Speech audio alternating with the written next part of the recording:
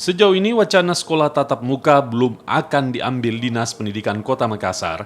Hal ini mengingat kasus COVID-19 di Makassar masih menunjukkan peningkatan. Andai sekolah tatap muka nantinya diambil, DPRD Makassar berharap pemerintah Kota Makassar menyiapkan dokter agar bisa memantau kondisi kesehatan siswa dan juga tenaga pendidik.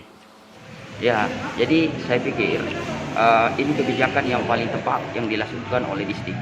Karena mengingat COVID-19 di Makassar ini dari kita zona orange ke zona merah. Oleh karena itu kesiapan sekolah juga saya melihat Makassar belum siap. Karena yang harus dilihat kalau untuk menyiapkan sekolah-sekolah adalah pertama kesiapan sekolahnya.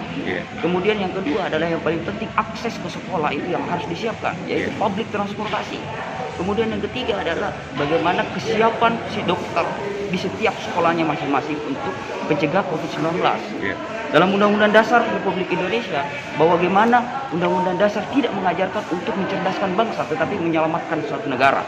Nah, oleh karena itu, yang paling pertama yang dilakukan oleh pemerintah Kota Makassar adalah keselamatan anak-anak kita. Nah,